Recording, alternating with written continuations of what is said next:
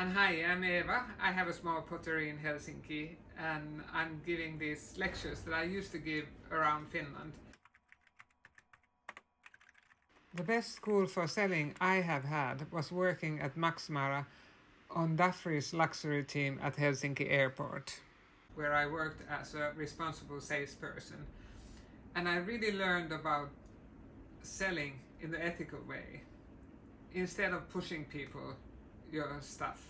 Where I learned to just tell them, hi, I'm available here, and I let them browse and see around. And then when I saw them looking for something, then I went and told about the product. But not pushing anything on people. People are looking for experiences. So the craftsmanship is luxury. It's really expensive to do by your hand work. The good quality is expensive. Selling luxury is giving an experience. It's building a trust on people, having a conversation. It's important to understand. If they are really interested in, they will purchase. Customers, they hate people who try to convince them that they need something. And you know the traditional salespeople. And maybe it works on something if you're selling telecommunication or something, but when you sell handmade, you are selling something that isn't everywhere. That's a creating customer experience they can't get everywhere. So it's a exclusion from everything. The people who want to buy something made by hand are the ones who that is important. If it's not important to them, they are not going to sell it. So you don't have to use your energy selling something to people who don't value what you're doing. Yeah, the key here is that you're an expert, not a salesperson. And also another thing is that your products have to be good. You have to believe that they are worth of the money you're selling them at. If you don't believe that they are worth of that, no, the customer is not going to believe. So you truly have to know the value of something you do. I used to ask students that, what do you want to get if you sell, for example, this cup? How much do you want to get into your pocket? And they said, well, 10 euros a piece. And I said, then in Finland the price for it is for customers 50 euros. And usually students said, no, it's too expensive. I said, then we need to go back to drawing board and do something that we think it's value of 50 euros for the customer. I think that's really important. And I've been talking in earlier videos that when you're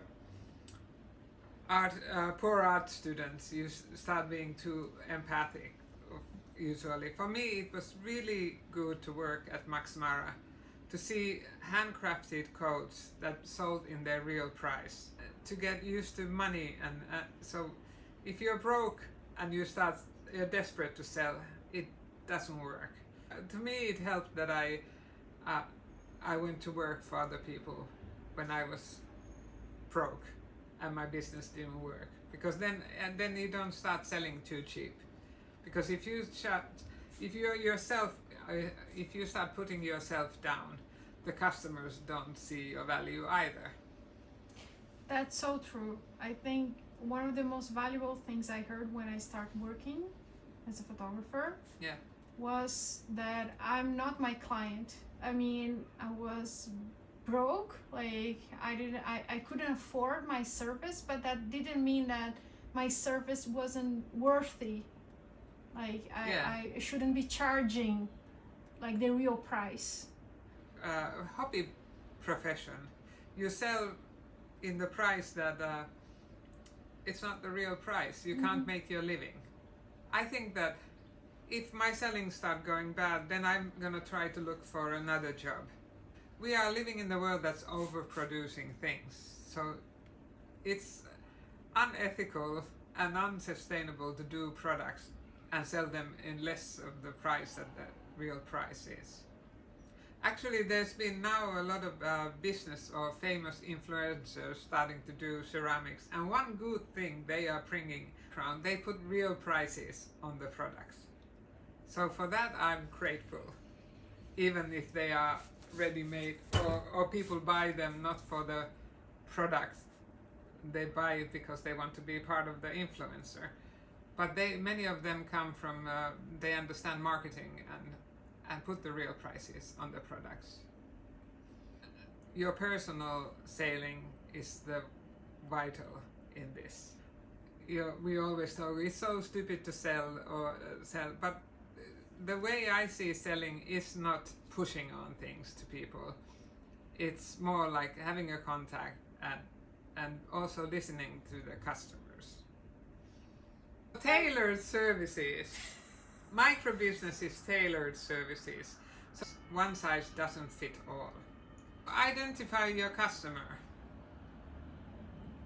Where do they hang out? What kind of things they like? And you should have your products there. And not in the places where your customers don't move. When I started, I used the sauerkraut pot because it's such a good example to explain that when I was selling the sauerkraut pot, I didn't go to crafting fairs. I went to food fairs, and I always try to sell in the places that everybody is selling, because I don't usually go to Christmas fairs and stuff, because for me making here is too expensive. I can't sell in the prices people are selling there. But I have here in my studio, I have for everybody all price here, but then people can come here at the studio and they can maybe purchase a proto, and one time selling it doesn't make your business. So the customers that come back are the ones who make your living. So that's important in the way that's also for the pushing. It's not worth of selling bad stuff, because if you lose the customer, you lose the business. So it's important to have in mind the experience all the time, yes. Not the selling. Yes. If your offering has experience. Yes, and also conversation. So also I think the customers have helped me to build the business for this, because of I've learned so much from them. So it's a conversation, not only one way of thinking, that you think that you want to have a business you want to serve by listening to customers. So you already talked about the pricing and how important it was, but I want to understand what's the core of the meaning of being an ethical business for you. What it means, because you're talking about my ethical ethics. business.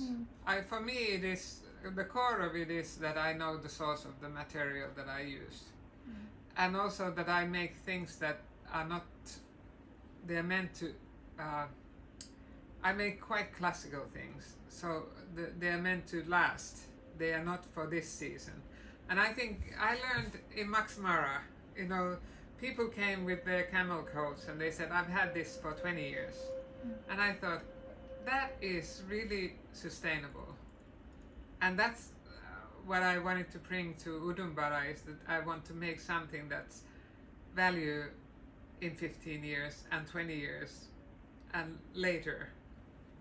So that's the core, I think, for my business. I value Artec and something that the chair, which is valuable all the time. Yeah.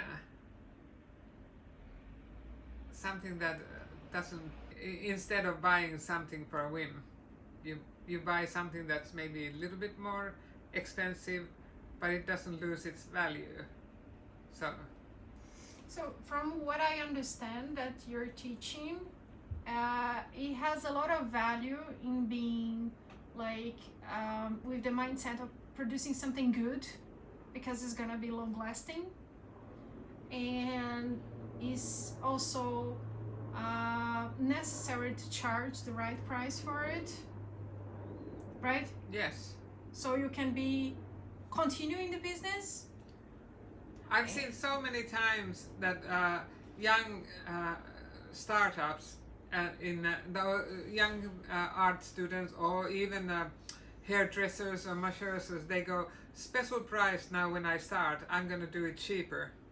But they lose that customer. People don't, if they sell cheap something that, and then they think that the same person will pay the real price later, doesn't work like that. So yeah, I think it's important that you maybe work somewhere else until your product is so ready that you're able to say the real price for it. So to make coffee cups just because you want to make coffee cups, and it doesn't give you a pleasure either if you don't have customers for the products. For me, the energy I get is from the customers to do my work. It's worthy to do things with the best materials and with the best technique that you can develop, and to offer the best product that you can create, and it's good for business as well. Yes, and professional craftsmanship, you have to do something that the hobbyist can't do. It's crafting if you want to have, and it's some people are doing very well business doing that, and that's modern world influence, and that's a different thing. So I'm talking about professional services, and now I think a lot of people are too busy. You should give the time to learn. But the loyal customers are the ones who give the butter on your bread. Competence is the skill that you need. And interest on the customers. That's also very important. If you don't respect the customers, you will lose yourself in the long run. And also I'm talking about business that satisfies you mentally also. Yeah. I think the really bad selling is that I get in Facebook, people go to this pyramid marketing, and then they send you like, "Hi Eva, how are you doing? I wanted to come and talk about one thing to you because you're so..." And then they say something nice about you, and then you already know that they are. And I said, "What is the product you're selling?" That's not honest. They are like, that's manipulation, and that makes you feel really bad. And they've been trained to do that, and that when you get a message like that, and then you feel like, oh, they want to just use you. And they call it, I want to help you with. It's like a wolf with the cheap skin, right? Yeah. Like the attitude resembles friendship, but it's not the goal of the friendship. No. It's to sell something. I think it's really important that you don't, if it's relationship, you don't push on anything. And they definitely will buy if they appreciate what you're doing. Positive attitude towards people, and you have to be able to work with different kinds of people, and all this you can learn. For me, it was the luxury team at the Helsinki airport, and I had such a good supervisor there who let me study different brands selling, and I learned so much there.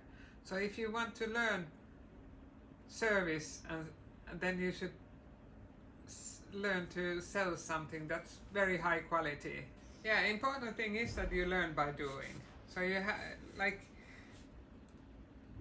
my first selling experience was probably when I was studying. We went to marketplace and we were saying, "This is microwave safe, this pottery," and it was really stupid because all the pottery, if it doesn't have golden gills, it's microwave safe. And a lot of people are doing greenwashing now. Like there's like, this is made with recycled clay, and all the professional potters always use all their clay.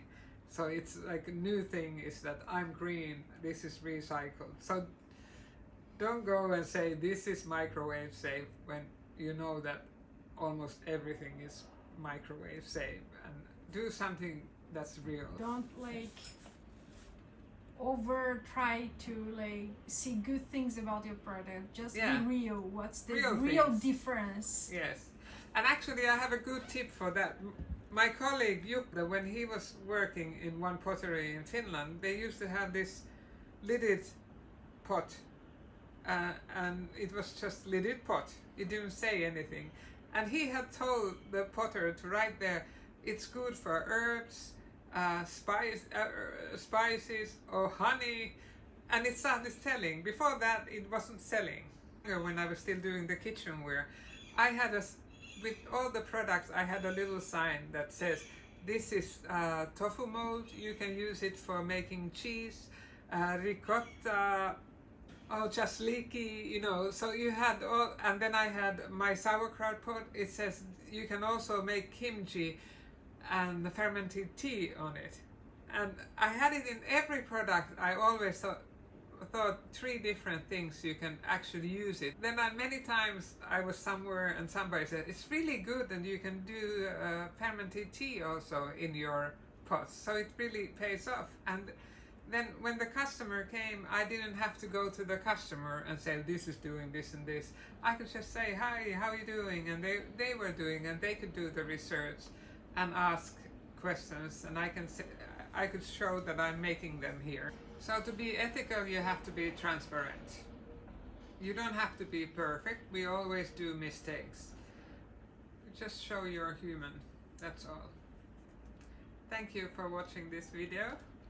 If you liked it, give us a thumbs up and maybe a comment if you want me to discuss about some other topic.